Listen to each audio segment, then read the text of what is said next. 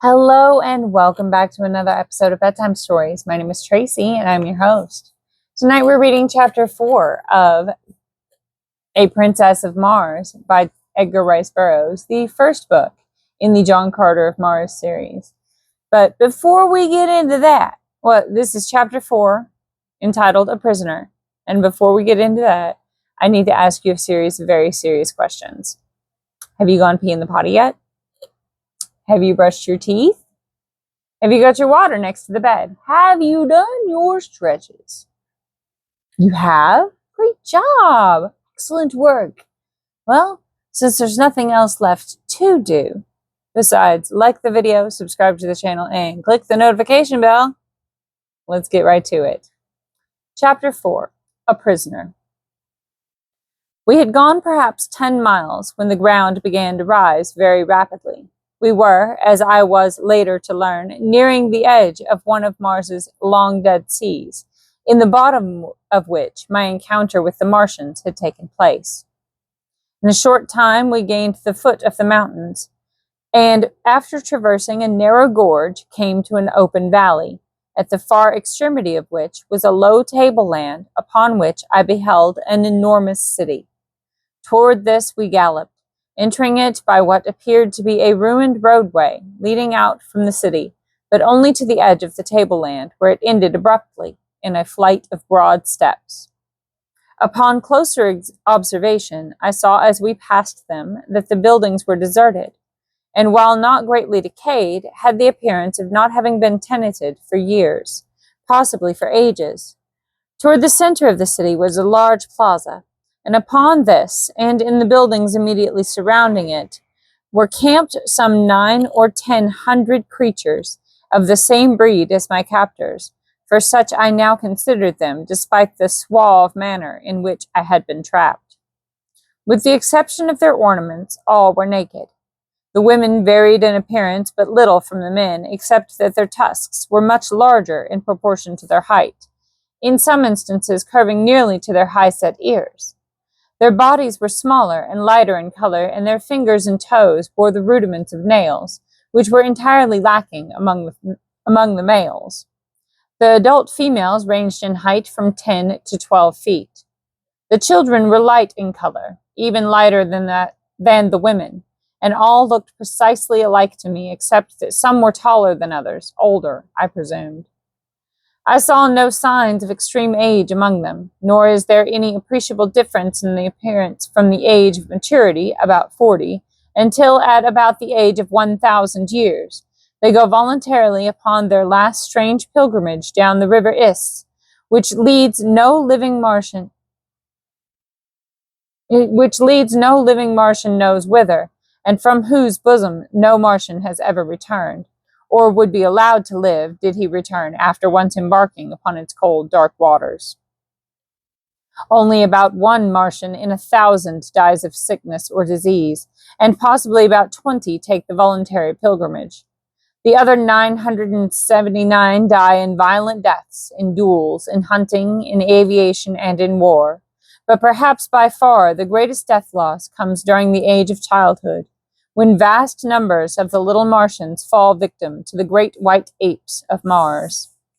The average life expectancy of a Martian after the age of maturity is about 300 years, but would be nearer to 1,000 mark. But would be nearer the 1,000 mark were it not for the various means leading to violent death. Owing to the waning resources of the planet, it evidently became necessary to counteract the increasing longevity which their remarkable skill in therapeutics and surgery produced. And so human life has come to be considered but lightly on Mars, as is evidenced by their dangerous sports and the almost continual warfare between the various communities. There are other and natural causes tending toward a diminution. That was terrible. I'm sorry. There are other and natural causes tending toward a diminution of population, but nothing contributes so greatly to this end as the fact that no male or female Martian is ever voluntarily without a weapon of destruction. As we neared the plaza and my presence was discovered, we were immediately surrounded by hundreds of the creatures who seemed anxious to pluck me from my seat behind my guard. A word from the leader of the party stilled their clamor, and we proceeded at a trot across the plaza to the entrance of a magnificent an edifice as mortal eye has rested upon. The building was low, but covered an enormous area.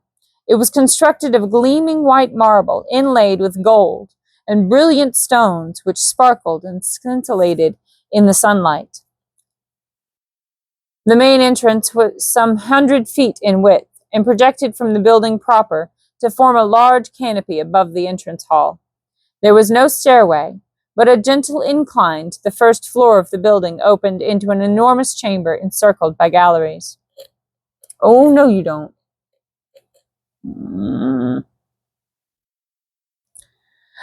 On the floor of this chamber, which was dotted with highly carved wooden desks and chairs, were assembled about 40 or 50 male Martians around the steps of a rostrum. On the platform proper squatted an enormous warrior, heavily loaded with metal ornaments, gay-colored feathers, and beautifully wrought leather trappings, ingeniously set with precious stones. From his shoulders depended a short cape of white fur lined with brilliant scarlet silk. What struck me as most remarkable about this assemblage and the hall in which they were congregated was the fact that the creatures were entirely out of proportion to the desks, chairs, and other furnishings, these being of a size adapted to human beings such as I, whereas the great bulks of the Martians could scarcely have squeezed into the chairs, nor was there room beneath the desks for their long legs. Evidently, then, there were other denizens on Mars than the wild and grotesque creatures into whose hands I had fallen, but the evidences of extreme antiquity, which showed all around me, indicated that these buildings might have belonged to some long extinct and forgotten race in the dim antiquity of Mars. Our party had halted at the entrance to the building, and at a sign from the leader, I had been lowered to the ground. Again locking his arm in mine, we had proceeded into the audience chamber. There were few formalities observed in approaching the Martian chieftain. My captor merely strode up to the rostrum, and others making way for him as he advanced. The chieftain rose to his feet and uttered the name of my escort, who in turn halted and repeated the name of the ruler, followed by his title. At the time, this ceremony and the words they uttered meant nothing to me, but later I came to know that this was the customary greeting between green Martians. Had the men been strangers, and therefore unable to exchange names, they would have silently exchanged ornaments, had their missions been peaceful. Otherwise, they would have exchanged shots, or have fought out their introduction with some other of their various weapons. My captor, whose name was Tarkus, was virtually the vice-chieftain of the community, and a man of great ability as a statesman and warrior. He evidently explained briefly the incidents connected with his expedition, including my capture, and when he had concluded, the chieftain addressed me at some length. I replied in our good old English tongue merely to convince him that neither of us could understand the other, but I noticed that when I smiled slightly on concluding, he did likewise. This fact, and the similar occurrence during my first talk with Tarkus, convinced me that we had at least something in common, the ability to smile, therefore to laugh, denoting a sense of humor. But I was to learn that the Martian smile is merely perfunctory, and that the Martian laugh is a thing to cause strong men to blanch in horror. The ideas of humor among the green men of Mars are widely at variance with our conception of incitants to merriment. The death agonies of a fellow being are, to these strange creatures, provocative provocative of the wildest hilarity, while their chief form of commonest amusement is to inflict death upon their prisoners of war in various ingenious and horrible ways.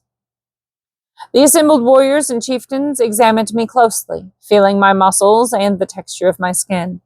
The principal chieftain then evidently signaled a desire to see me perform, and motioning me to follow, he started with Tarkus for the open plaza.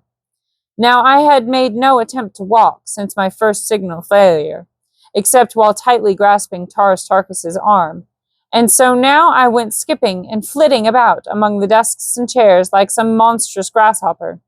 After bruising myself severely, much to the amusement of the Martians, I again had recourse to creeping.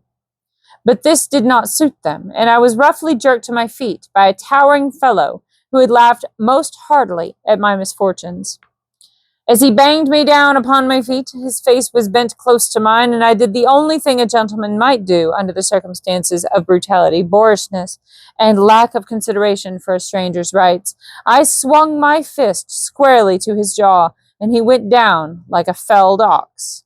As he sunk to the floor, I wheeled around with my back toward the nearest desk, expecting to be overwhelmed by the vengeance of his fellows, but determined to give them as good a battle as the unequal odds would permit before I gave up my life.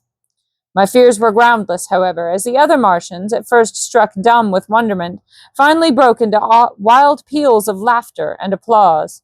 I did not recognize the applause as such, but later, when I had become acquainted with their customs, I learned that I had won what they seldom accord, a manifestation of approbation. The fellow whom I had struck lay where he had fallen, nor did any of his mates approach him. Tarkus advanced towards me, holding out one of his arms, and we thus proceeded to the plaza without further mishap. I did not, of course, know the reason for which we had come to the open, but I was not long in being enlightened. They first repeated the word "suck" a couple of times, and then Tarkus made several jumps, repeating the same word before each leap, and then turning to me, he said, "Sack." I saw what they were after, and gathering myself together, I sacked with such marvelous success that I cleared a good 150 feet. Nor did I, this time, lose my equilibrium, but landed squarely upon my feet without falling. I then returned by easy jumps of 25 or 30 feet to the little group of warriors. My exhibition had been witnessed by several hundred lesser Martians, and they immediately broke into bands for a repetition, which the chieftain then ordered me to make. But I was both hungry and thirsty, and determined on the spot that my only method of salvation was to demand the consideration from these creatures, which they evidently would not voluntarily accord. I therefore ignored the repeated commands to sack, and every time they made, I motioned to my mouth and rubbed my stomach. Tarkus and the chief exchanged a few words, and the former, calling to a young female among the throng, gave her some instructions and motioned me to accompany her. I grasped her proffered arm, and together we crossed the plaza toward a large building on the far side. My fair companion was about 8 feet tall, having just arrived at maturity, and not yet to her full height. She was of a light olive green color, with a smooth and glossy hide. Her name, as I afterward learned, was Sola, and she belonged to the retinue of Tarkus. She conducted me to a spacious chamber in one of the buildings fronting on the plaza, and which, from the litter of silks and furs upon the floor, I took to be the sleeping quarters of several of the natives. The room was well lighted by a number of large windows, and was beautifully decorated with mural paintings and mosaics. But upon all there seemed to rest that indefinable touch of the finger of antiquity, which convinced me that the architects and builders of these wondrous creations had nothing in common with the crude half-brutes which now occupied them. Sola motioned me to be seated upon a pile of silks near the center of the room, and turning, made a peculiar hissing sound, as though signaling to someone in an adjoining room. In response to her call, I obtained my first sight of a new Martian wonder. It waddled in on its 10 short legs, and squatted down before the girl like an obedient puppy. The thing was about the size of a Shetland pony, but its head bore a slight resemblance to that of a frog, except that the jaws were equipped with 3 rows of long, sharp tusks. And that is the end of chapter 4. What did you think? I hope you enjoyed it. That's all for tonight. Good night. Sleep tight. Don't let the bedbugs bite. And if they do, you bite them back, okay? I love you so much. Good night.